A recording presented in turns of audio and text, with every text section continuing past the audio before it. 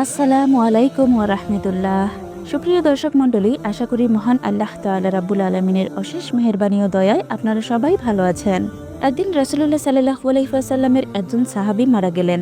তখন মুহাম্মদ সাল্লাল্লাহু আলাইহি ওয়াসাল্লাম ওনার জানাজা পড়ালেন। তারপর একদল সাহাবী যখন মৃতদেহ কবরে দেওয়ার জন্য কবরস্থানে নিয়ে গেলেন, সবার সাথে আমাদের নবীজি সাল্লাল্লাহু আলাইহি ওয়াসাল্লাম হেঁটে আসলেন। তখন দুইজন সাহাবী কবর খুঁড়তে শুরু করলেন। সবাই মৃতদেহকে ঘিরে বসে আছেন। পিন নীরবতা। কবর খনন শেষ না হওয়া পর্যন্ত সবাই অপেক্ষা করছেন। তখন চুপচাপ নীরব শান্ত একটি পরিস্থিতির সৃষ্টি হলো। রাসূলুল্লাহ সাল্লাল্লাহু আলাইহি ওয়াসাল্লাম তখন পিন নীরবতা ভেঙে গভীর মনোযোগ দিয়ে কবর খোঁড়া দেখছিলেন। একটু পর তিনি সবার দিকে তাকিয়ে বললেন, তোমরা কি জানো মানুষের মৃত্যুর পর তাদের আত্মার সাথে কি হয়? সবাই তখন খুব আগ্রহের সাথে রাসূল সাল্লাল্লাহু আলাইহি ওয়াসাল্লামকে জিজ্ঞেস করলেন, ইয়া রাসূলুল্লাহ, আপনি বলে দিন, আমরা তো জানি না। নবীজি তখন একটু চুপ থাকলেন এবং সবাই ওনার কাছে এসে ঘিরে বসলেন। মৃত্যুর পর আত্মার সাথে কি হয় এই তথ্য তাদের জানা ছিল না।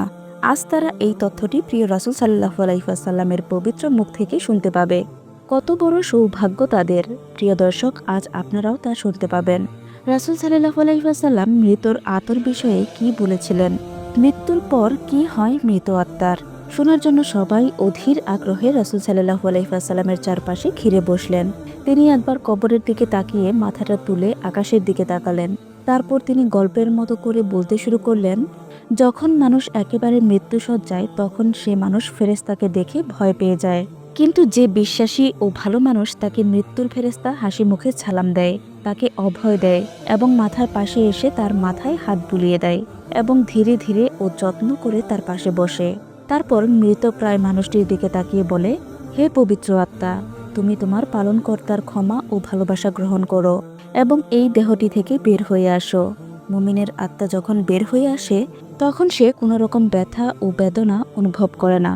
রাসূল সাল্লাল্লাহু আলাইহি ওয়াসাল্লাম তখন একটু ভালো করে উদাহরণ দিয়ে বললেন, উদাহরণ হিসেবে মনে করো একটি পানির পাত্র কানায় কানায় পূর্ণ হয়ে যাওয়ার পর উপর থেকে এক ফোঁটা পানি যেমন নিঃশব্দে নিচে নেমে আসে, ঠিক তেমনি নীরবে ও কষ্ট ছাড়াই আত্মাটি তার দেহ থেকে খুব শান্তিপূর্ণভাবে বের হয়ে আসে। সুবহানাল্লাহ। সেই সময় দুইজন ফেরেশতা বেহেশত থেকে বেহেশতি সুগন্ধি মাখানো একটি নরম সুতির সাদা চাদর নিয়ে আসলেন এবং সেই আত্মাকে চাদরে আবৃত করে আকাশের দিকে নিয়ে যান। তারা যখন আকাশে পৌঁছান তখন অন্য ফেরেশতা সে আত্মাটিকে দেখার জন্য এগিয়ে আসেন। কাছে এসে সবাই বলেন, সুবহানাল্লাহ, কত সুন্দর আত্মা এবং কি সুন্দর ঘ্রাণ। তারপর সবাই জানতে চায় এই আত্মাটি কার। উত্তরে আত্মা বহনকারী ফেরেশতা বলেন, উনি হলেন অমুকের সন্তান অমুক। বাকি ফেরেশতারা তখন আত্মাটিকে সালাম দেয়। তারপর তারা জিজ্ঞেস করেন যে উনি কি করেছেন ওনার আত্মার এত সুঘ্রাণ পাওয়া যায়। আত্মা বহনকারী ফেরেশতাগণ তখন বলে ওঠেন, আমরা শুনেছি মানুষজন বলাবলি করছে উনি একজন ভালো মানুষ ছিলেন, আল্লাহ তাআলার একজন ভালো বান্দা ছিলেন। তিনি অনেক দয়ালু, মানুষের অনেক উপকার করেছেন সে। এতটুকু বলার পর রাসূল সাল্লাল্লাহু আলাইহি ওয়াসাল্লাম একটু থামলেন। তারপর ভালোভাবে সবার দিকে একটু দৃষ্টি দিয়ে উনার কণ্ঠটি একটু বাড়িয়ে বললেন, এই কারণে বলছি, সাবধান, তোমরা কিন্তু কখনোই মানুষের সাথে খারাপ ব্যবহার করবে না। কিন্তু কখনো মানুষের সাথে খারাপ ব্যবহার করলে সাথে সাথে তওবা করে নেবে এবং উক্ত ব্যক্তির কাছে ক্ষমা চেয়ে নেবে।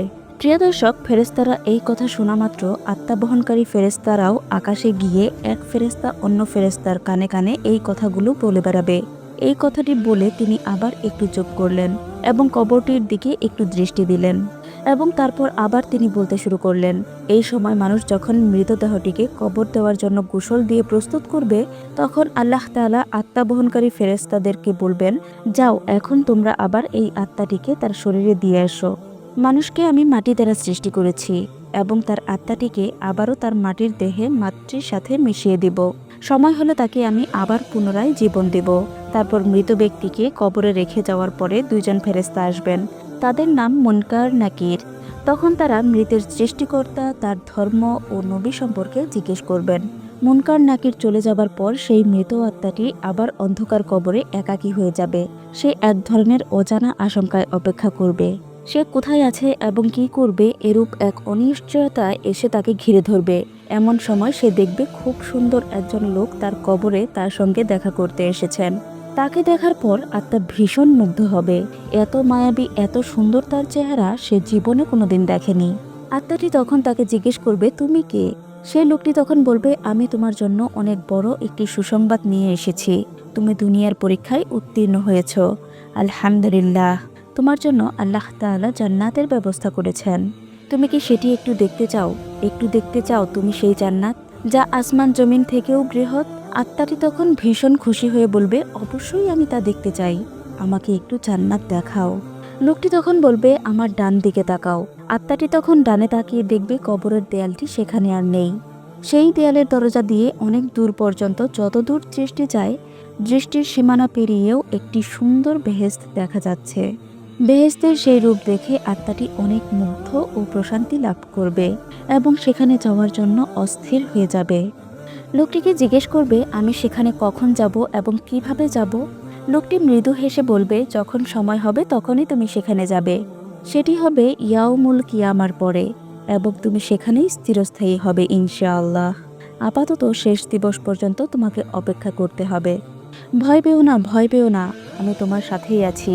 তোমাকে আমি সেদিন পর্যন্ত সঙ্গ দেব, যেই দিন পর্যন্ত না ইয়াউমুল কিয়ামা হবে। আত্মাটি তখন তাকে আবারও জিজ্ঞেস করবে, কিন্তু তুমি কে? তখন সেই লোকটি বলবে, আমি তোমার এতদিনের নেক আমল। সুবহানাল্লাহ, পৃথিবীতে তোমার সকল ভালো কাজের ফলাফল আমি নিজেই। তুমি নফসের সাথে যুদ্ধ করে ভালো কাজ করেছ।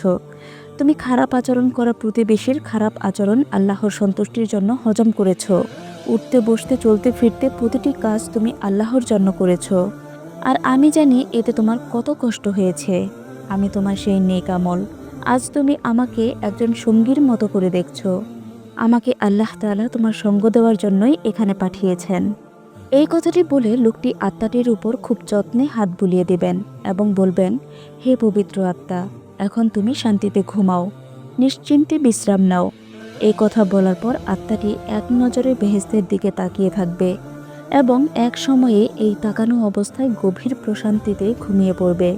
রাসূল সাল্লাল্লাহু আলাইহি ওয়াসাল্লাম এতটুকু বলার পর আবার থামলেন।